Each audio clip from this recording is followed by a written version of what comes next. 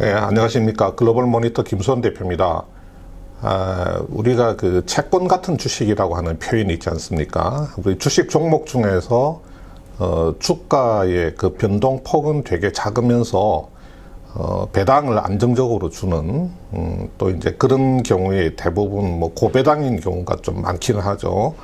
안정적인 배당을 주는 그런 주식 종목을 채권 같은 주식이다. 이렇게 이야기를 하는데, 그 대표격으로 맥쿼리 인프라라고 하는 그 종목을 들 수가 있겠습니다. 자, 우리 맥쿼리 인프라가 7월 달에 그 유상증자를 하는데 그 유상증자에 대한 투자자들의 관심이 좀 높다고 해서 제가 한번 들여다봤습니다. 맥쿼리 인프라 유상증자와 관련된 말씀을 오늘 좀 드리도록 그렇게 하겠습니다. 우선 자료 한번 좀 보시겠습니다. 맥쿼리 인프라는 그 종목명인데 정확하게 그 회사 이름은 그 맥쿼리 한국 인프라 투융자 회사, 그러니까 맥쿼리 코리아 인프라스트럭처 펀드 MKIF 이렇게 되어 있습니다. 이 인프라 펀드, 그러니까 이거는 그 회사라는 그런 형식을 띠고 있지만 사실은 펀드다. 그 인프라 펀드다 이렇게 말씀을 드릴 수가 있고요. 그 인프라 펀드라고 하는 게 뭐냐면 그 다수의 그 불특정 투자자로부터 자금을 조달해서 민간 투자 사업에 투자를 하거나 융자를 한다. 그래서 이제 투융자 회사 이렇게 말하는 거거든요. 투자라고 하는 것은 출자를 말하고 융자라고 하는 것은 뭐 대출의 개념의 성격이 강하죠. 그렇게 해서 수익을 창출을 하고 그 수익을 투자자들에게 그때그때 분배하는 것을 목적으로 설립 운용되는 펀드다. 이렇게 말할 수 있겠습니다. 설립 근거 법령은 자본시장법과 그 민간투자법입니다. 자, 맥쿼리 인프라의 그 투자 구조를 아시는 것도 좋을 것 같습니다. 우선 그 맥쿼리 인프라 MKIF라고 하는 그 인프라 펀드가 이렇게 있고요. 자, 우리 투자자가 이렇게 주식을 사면 나중에 맥쿼리 인프라가 주는 배당을 받습니다. 이렇게 분배금을 받게 되는 거죠. 근데 이 맥쿼리 인프라는 그 펀드이기 때문에 스스로 운용할 능력이 없는 거죠, 당연히. 그래서 자산운용사한테 운용을 위탁하는데 그 맥쿼리 자산운용이 이렇게 운용 위탁을 받습니다. 그 대신에 맥쿼리 자산운용이라고 하는 회사는 그 운용 수수료를 받거나 운용 수수료를 받으면서 동시에 또 성과 보수를 받기도 합니다. 이 맥쿼리 자산운용이라고 하는 이 회사는 맥쿼리 인프라의 뭐 법인이사인가 뭐 그렇죠. 그러면 이 맥쿼리 인프라가 투자하는 투자 자산으로는 뭐가 있냐면 이런 것들입니다. 그 우면산 인프라웨이 투자 주식회사, 또 서울 춘천 고속도로 주식회사, 인천대교 주식회사, 또 부산 신항 제2배후도로 주식회사 같은 14개의 인프라 사업 시행사 지분에다가 투자를 하는 겁니다. 이런 그 인프라 사업 시행사 지분을 뭐 적게는 한 10%대부터 많게는 한 7, 80%까지 가지고 있으면서 이들 회사를 통해서 그 수익을 창출을 해서 그 수익금을 1년에 한 2번 상반기 하반기 결산을 해서 이렇게 주주들에게 나누어 주는 그 회사, 그게 이제 바로 맥쿼리 인프라라고 하는 종목이거든요. 자, 어차피 이제 유가증권 시장 코스피에 상장된 종목이니까 주가의 그 차트를 한번 보면, 자, 이 그림상으로 보면 이렇게 되게 뭐 이렇게 변동이 꽤 큰 것처럼 보이지만 사실은 여기 그 하단이 한 9,500원대입니다. 한 9,000원대가 하단이고 여기 상단이 12,500원, 12,600원 정도 되거든요. 아마 어제 종가가 12,600원대였고 오늘도 조금 소폭 올라서 12,600원, 12,700원 이 정도에서 움직이는 것 같은데 최근 한 2년 동안에 2년 내지 최근 3년 동안에 주가 변동폭이 9,000원대에서 12,000원대까지 밖에 되지 않습니다. 주가 변동폭이 상대적으로 좀 굉장히 작은 편입니다. 거기에 비해서 연 배당은 한 5%대에서 6%대, 높으면 한 7%대까지 올라가기 때문에 이 맥쿼리 인프라 같은 경우는 대표적으로 채권 같은 주식이다, 이렇게 말씀드릴 수가 있고, 또 연말이 다가오면 또 그 배당주로서 성격이 부각되면서 연말에 좀 투자가 좀 몰리는 그런 종목이라고 할 수가 있겠습니다. 자, 여러분, 맥쿼리 인프라가 이제 6월 달에 유상증자 공시를 하고 그 7월 달에 그 유상증자 실시를 하는데, 제 기억으로는 7월 2일이 그 신주 배정 기준일입니다. 7월 2일이 신주 배정 기준일이기 때문에 6월 30일까지 증권시장에서 매매 계약을 체결을 해야지 7월 2일 날 그 주주 자격을 획득을 해서 신주 인수권을 받아서 유상증자에 참여를 할 수가 있습니다. 그런데 이 맥쿼리 인프라 같은 이런 회사가 유상증자를 통해서 자금을 마련하는 목적은, 그거는 뭐 뻔한 거죠.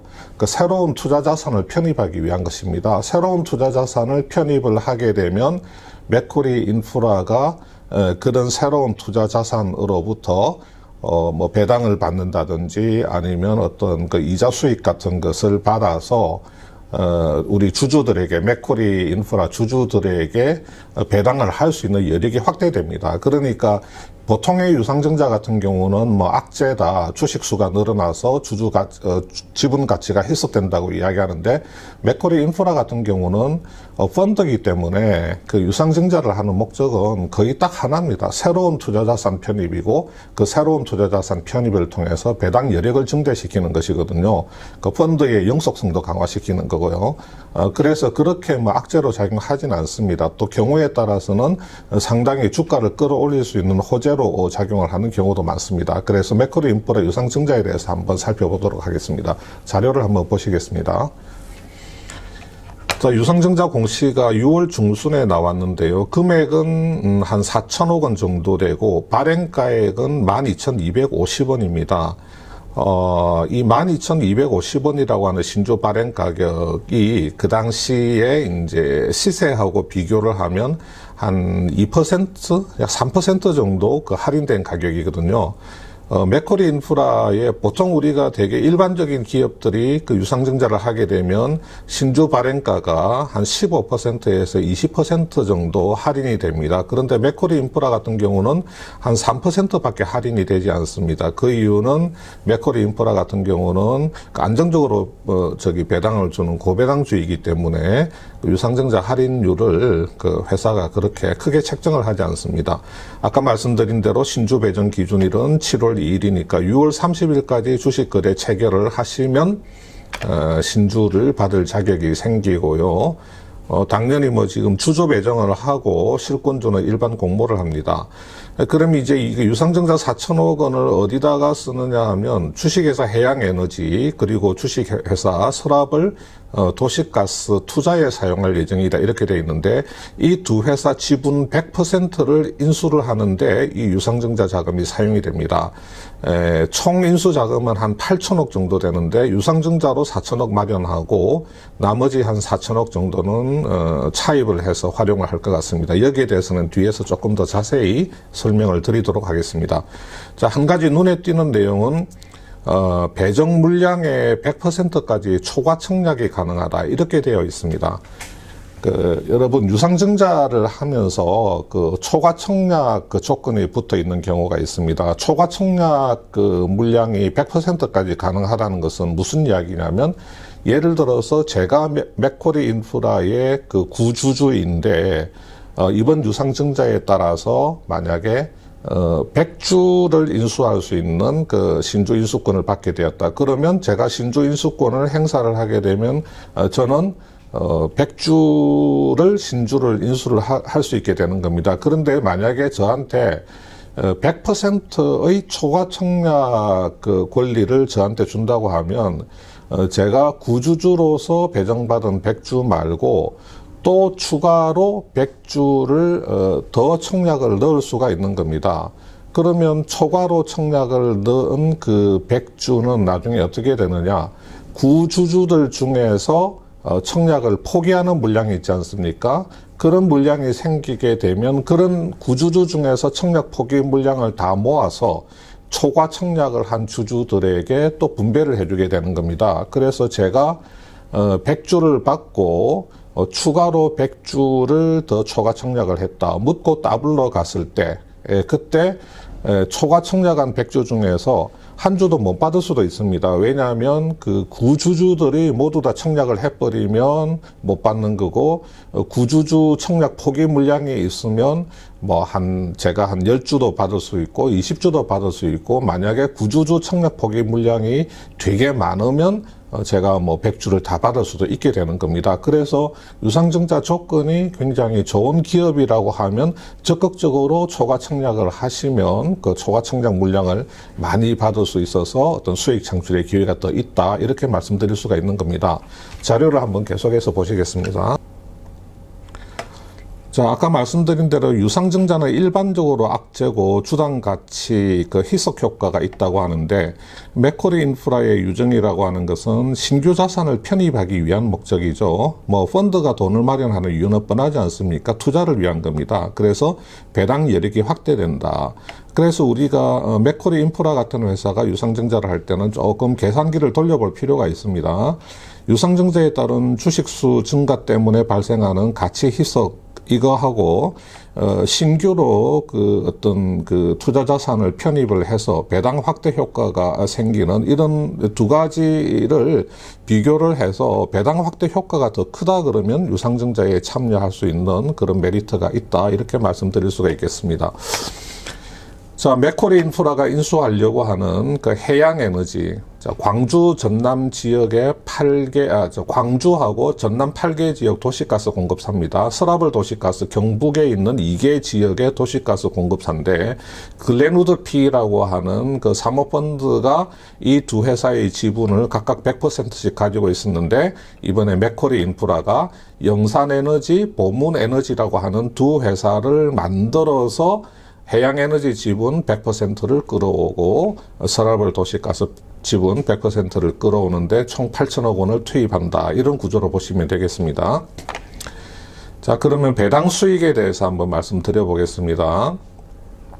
이번에 맥쿼리 인프라 유상증자에 참여를 하시게 되면 한 4개월 정도, 지금 7월 달에 유상증자가 되니까요, 한 4개월 정도 지분을 보유하시면 하반기 결산 배당을 수령할 자격이 생기게 되겠죠. 맥쿼리 인프라는 연 2차례 정도 배당을 합니다. 상반기에 한 번, 하반기에 한 번, 하반기에 한 번. 그렇게 해서 연 배당 수익률이 시가 대비로 한 6% 안팎이 되죠. 이번에 서라벌하고 해양에너지를 인수했으니까 이제 배당 이력이 증가하는 것은 이제 당연한 건데, 최근에 삼성증권 리포트를 보니까 TP, 타겟 프라이스 목표 주가를 13,500원으로 상향 조정을 했습니다. 뭐냐면 도시가스 회사 인수로 배당금 2.1% 증가 효과가 예상된다, 이런 거고요.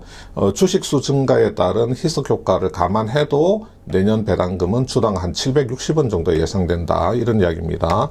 우리 KTB투자증권에서 분석하기로는 높은 배당 수익률과 신규 자산 편입 등 긍정적 성장 동력이 기대되는데, 목표 주가는 TP는 15,000원 유지한다, 그렇게 돼 있고, 이 맥쿼리 인프라 같은 경우는 올해 배당 수익률은 한 5.9%, 내년에 한 6.0%로 리츠 관련 업종 중에서는 최상위 수준이고, 한국은행이 아마 하반기에 기준금리를 2차례 정도 인상할 가능성이 거론되고 있지만, 배당 수익률이 맥쿼리 인프라가 높고 또 신규 자산 편입 효과가 있기 때문에 긍정적 모멘텀이 우세하다. 자, 그리고 이 해양에너지하고 서라벌 도시가스는 관리 운영권 자산이 아니라 영속형 기업이다, 이런 표현이 있습니다. 여러분, 이게 무슨 말씀이냐면요, 보통 맥쿼리 인프라가 투자하는 회사들은 아까 보신 대로 인천대교 주식회사, 서울 춘천고속도로 주식회사처럼 정해진 기간이 있습니다. 20년이면 20년, 30년이면 30년. 그동안의 수익을 창출할 수 있는데, 이번에 해양에너지나 서라벌 도시가스 같은 경우는 맥쿼리가 바로 100% 지분을 인수하는 거거든요. 그래서 정해진 기간이 아니고 아예 그 두 회사를 지배를 하면서 계속해서 영구적으로 현금을 창출할 수 있다. 그래서 이 부분도 긍정적이다, 이런 말씀입니다. 계속해서 자료를 좀 보시면 초과 청약에 대해서는 제가 말씀을 드렸습니다. 보시는 이 표는 뭐 이제 상반기 그 금전 분배 결의됐던 공시 내용인데요. 자, 분배 금액은 주당 370원입니다. 아마 그 당시에 시가 대비로는 370원 같으면 연호 환산하면 한 6% 정도 나올 겁니다.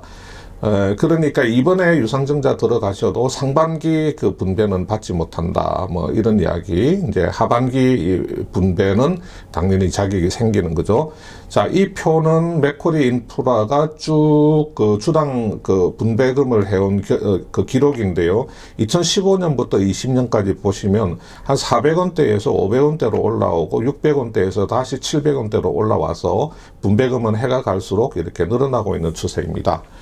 여러분, 그래서 아마 맥쿼리 인프라는 올해하고 내년에도 역시 700원대의 분배금 총 연간 합산해서 나올 것 같고요. 연수익률도 한 6% 정도 될 것 같고, 이번에 서라벌 에너지하고 해양도시에너지 유상증자 대금으로 인수를 했기 때문에 배당 여력은 확대되면서 그 배당 여력이 계속해서 유지되어 갈 것 같습니다. 맥쿼리 인프라 같은 인프라 그 투자 펀드 같은 경우는 아시는 분은 아시겠지만 좀 지자체하고 갈등들이 좀 있습니다. 그 여러 가지 분배금 문제로 뭐 그런 문제만 잘 무난하게 큰 충돌 없이 해결해 나간다면 이런 그 종목을 좋아하시는 분들, 안정적인 그 고배당을 좋아하시는 분들한테는 굉장히 좀 좋은 종목이고 한번 유상증자에 참여해 볼 만한 가치가 있는 종목이 아닌가 그렇게 생각이 됩니다. 예, 오늘은 맥쿼리 인프라에 대해서 좀 설명을 드렸습니다. 다음 시간에 뵙도록 하겠습니다. 감사합니다.